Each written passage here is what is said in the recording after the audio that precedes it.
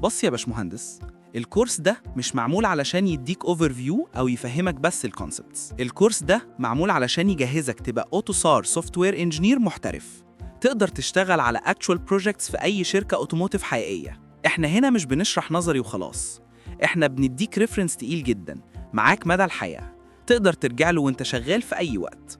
هتتعلم تكتب AR XML بايدك، تبني اوتوسار سوفت وير كومبوننتس، تشتغل على اوتوسار OS، تعمل MCAL configurations باستخدام Traces Free Trial، وتستخدم RTOP مع كليبس علشان تكتب وتعدل ال XML بنفسك. كل ده مدعوم بفيديوهات، تولز، مشاريع حقيقية وسلايدز جاهزة. يونت 2 دي الوحدة اللي بتأسسك صح. هتفهم يعني إيه Classic AutoSAR Architecture، Application Layer، RTE، BSW، MCAL. هتعرف الأوتوسار ميثودولوجي من أول سيستم ديزاين لحد ECU انتجريشن. هتشتغل على ملفات AR XML بإيدك وتبدأ تكتب فعلياً باستخدام RTOP. يونت 3 أوتوسار سوفت وير كومبوننتس. الوحدة دي فيها الشغل الحقيقي على الابليكيشن لاير.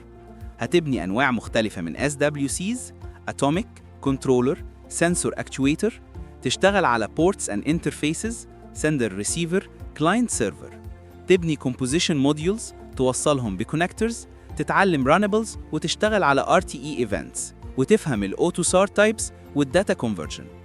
كل ده تطبقه في دور Lock Indication Project على 3 مراحل. يونت 4 هتتعلم الأوتوسار OS. ال OS هو قلب الأوتوسار سيستم. هتفهم OSEK VDX Specification، تشتغل على Tasks، Resources، Counters، Alarms، Events، ISRs وهوك روتينز، تعمل كونفيجريشن بإيدك بالكامل وتطبق ده في بروجكت كامل. يونت 5 هتتعلم الأوتوسار مايكرو كنترولر أبستراكشن لاير. دي أقرب طبقة للهاردوير. هتفهم السبيسيفيكيشن بتاعة ال MCAL وتشتغل فعلياً على Traces Free Trial، تعمل كونفيجريشن كاملة للبورت موديول والDIO موديول، وتتعلم إزاي البلجنز بتشتغل جوه Traces. يونت 6 هتتعلم الأوتوسار كوميونيكيشن ستاك.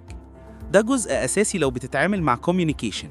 هتفهم الكوم كونسبتس، ترانسفير مود، سيجنال جروب، بيت أبديت، فلترنج، ديدلاين مونيتورنج، تشتغل على PDUR وكان إف، وتعمل كونفيجريشنز عملية حقيقية.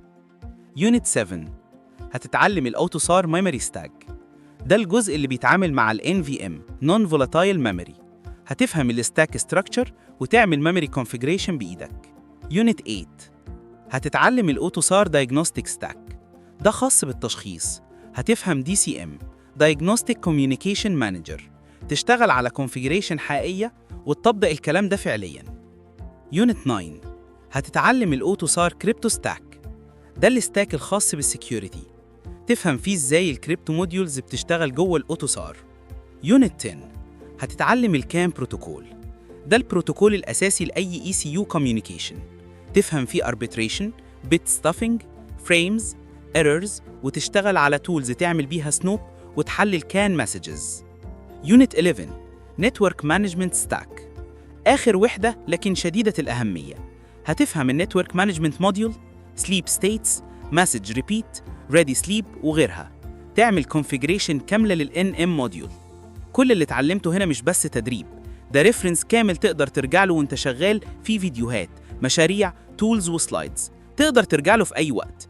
ومع Learning Depth انت معاك أوتوسار ريفرنس تقيل جدا معاك مدى الحياة.